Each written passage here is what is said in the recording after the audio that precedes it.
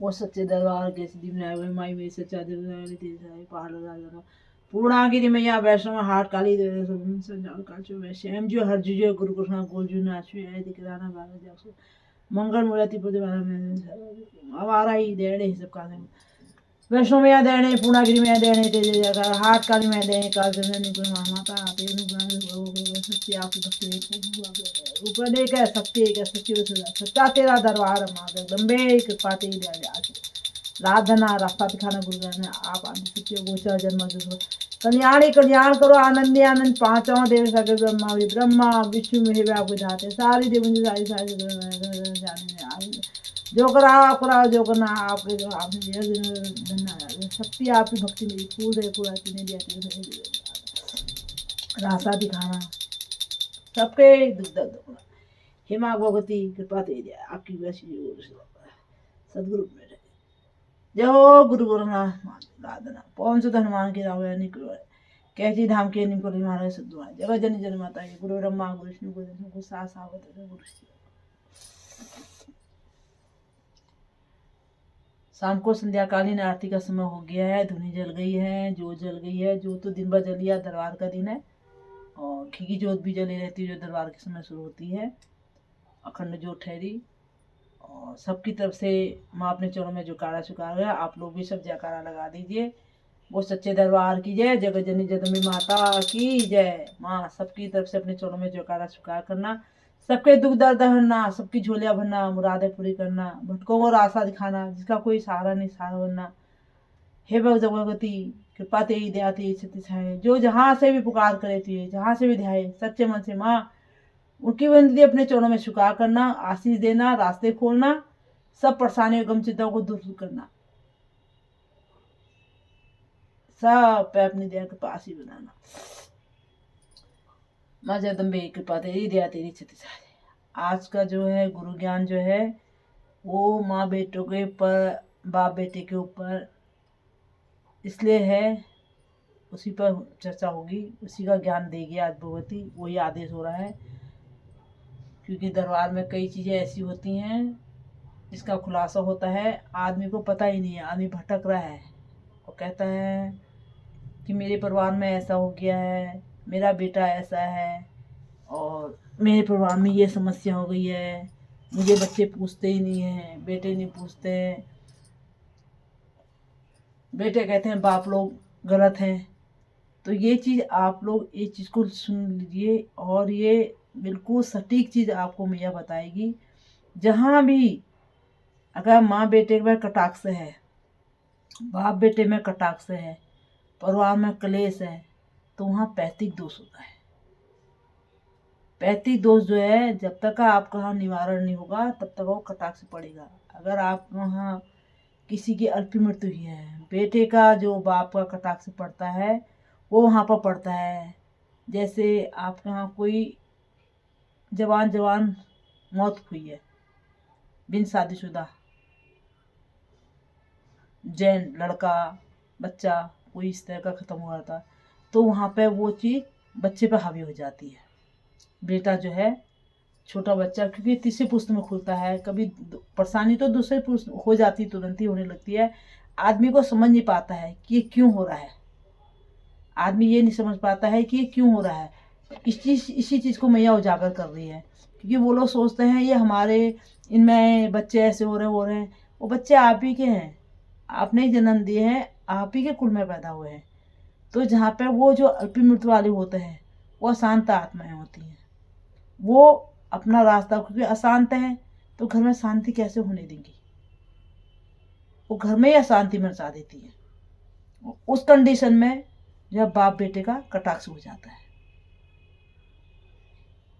माँ बेटे का जो है, माँ और बेटे का जहाँ पे परेशानी होती है वहाँ होती है। तो उसमें यह है कि कई जगह तो ऐसे छोटे छोटे बच्चे बहुत परेशान होते हैं, माएँ भी परेशान हैं, माँ बेटे दोनों परेशान हैं। तो वहाँ पे वो समस्या उपजती है जहाँ पे कोई औरत बच्चे को छोड़कर मर गई, या बच्चे को छोड़कर दूसरी घर चली गई, या बच्चा मर गया है, माँ परेशान होकर मरी, या गर्भ में बच्चा है, चाहे वो 10 दिन का है, कितने दिन का भी है, घर बाद उस समय घोर में उस समय मरी है, तो वहाँ पे जो है माँ बेटे का कटाक्ष वहाँ पे पड़ जाता है। वहाँ पे वो चीज़ें बच्चे के लिए भी बाधा पड़ेंगी और माँ के लिए भी बाधा पड़ेंगी। दो कंडीशन होती है। जहाँ पे औरत आदमी का कटाक्ष होता है, औरत अलग चाल में चल गई है, अलग आदमी अलग चाल में चल गया है, तो उसमें क्या होता है, उसके मायके की कोई चीज़ आती होती है। अगर मायके की कोई चीज़ औरत के साथ है तो वो आदमी औरत को परेशान कर देती है, दोनों के आपस के रिश्तों में कटाक्ष कर देगी। या उस कंडीशन में होती है जहाँ पे कोई चीज़ आ रही होती है, वो अपना जोर मारती है।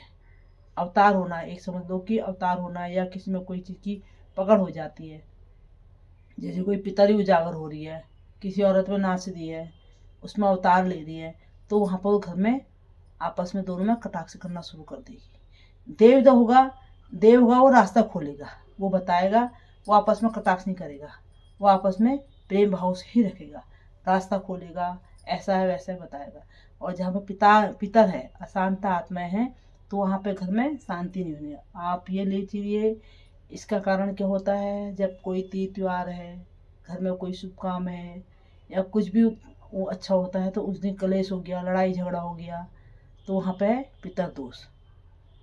और देव कृपा है आपके संग, आप पूजा पाठ कर रहे हो, देवता उस चीज को रोके रहता है, पर एक समय ऐसा आएगा कि देवता से भी वो परे हो जाएगा। इसलिए हो जाएगा क्योंकि उन देवताओं को भी उन्होंने पूजा होता है, वो कुल में होती हैं, उन पूजा होता है, तो वो देवता भी वहाँ पे आपका कुल का इष्ट जो है बंधन में रहता है, उससे उसकी मार उसमें ही देवताओं में पड़ी रहती है। क्योंकि जिस समय उनको परेशानी होती है उस समय उन्होंने अपना देवता पूजा होता है, तो वो देवता पुकारा होगा, तो वहाँ पे वो देवता भी काम नहीं कर पाएगा जब तक वो पितर तरेगा नहीं, जब तक उसको मोक्ष मुक्ति नहीं मिलेगी, जब तक वह शांत आत्मा शांति नहीं होंगी।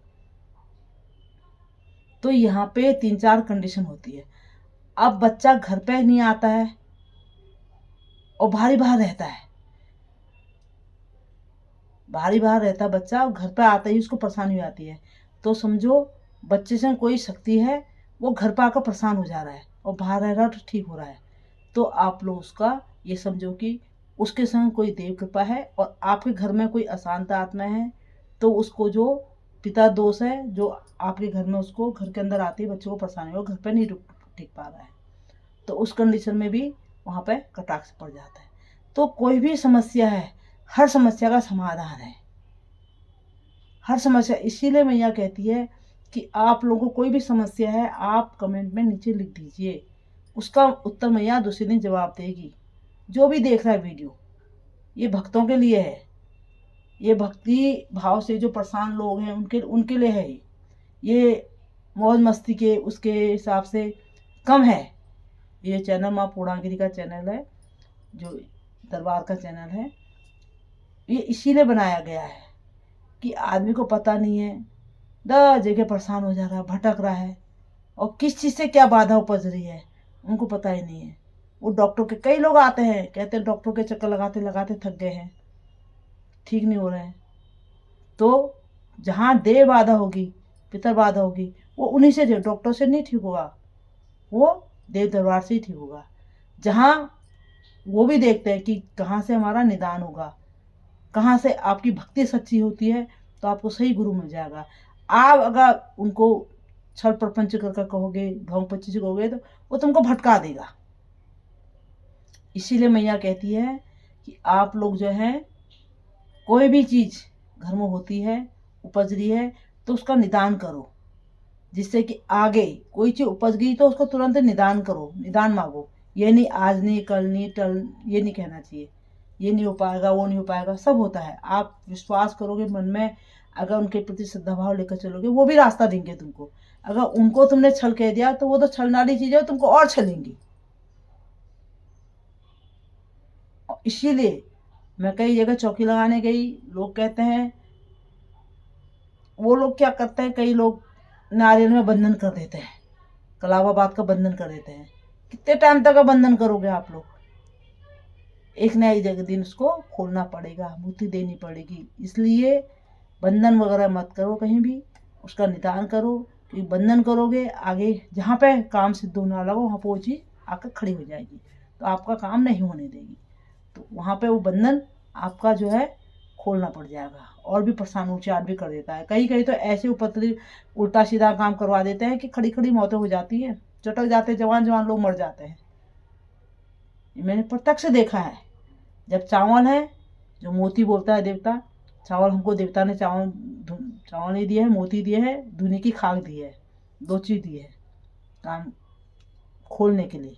धुनी की खाक जो है वो रखवाली के लिए ठहरी, और मोती जो है उससे खुलासा करने के लिए क्या वादा है, क्या चीज़ है। ठीक है, तो ये चीज़ जब है, यही चीज़ मिला है। अब चावल है, आप करार कसे हो, मन में, आपके मन में नहीं है। हाँ, जब तक है करार कसते रहो, जितने टाइम का देवता बोलता है करार कसते रहो। जब उसका समय आगे करो, काम नहीं करोगे, जब आदेश हो गया दरबार से, काम नहीं करोगे, चावल का जब भात हो जाता है फिर कुछ नहीं हो सकता है, फिर मुश्किल हो जाती है। इसलिए भात होने से पहले पहले वो काम आप लोग उसका निदान करो। देव बाधा है तो उसको दूर करो, पितर बाधा है तो उसको दूर करो, कोई उल्टी सीधी चीज़ें हैं तो उसको दूर करो। कोई भी चीज़ है उपजाई हुई होती है, उपजी होती है, अपना आप कोई चीज़ उजागर नहीं होती है। जब आपके वहाँ है तभी हो रही वो चीज़, नहीं होगी लोग कहते हैं ही नहीं, ये नहीं है। 7 पुस्तक तक होती हैं चीज़ें, और 7 पीढ़ी के बाद अगर नहीं करा उच्चार करी, फिर वो आत्मा आपके घर में ही, कुल में ही जन्म लेगी। ये भी प्रत्यक्ष है।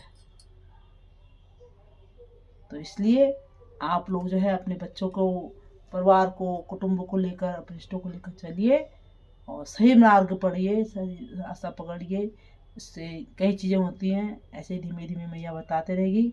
और आप लोग को कोई चीज़ पूछना है, आप जो वीडियो में जो बताया गया है उसी के निमित्त, उसी वीडियो के नीचे आप बात शेयर कर सकते हैं, कमेंट लिख सकते हैं, और कमेंट में लिखेंगे तो मैया पढ़ लेगी, उसी के अनुसार आपको रास्ता बता भी देगी, बताएगी। करना तो आपको है वो, कि क्यों चीज़ क्या परेशानी हो रही थी, उसमें क्या परेशानी है, ये कर किसके कारण हुई है, ये चीज़ मैया बता देगी।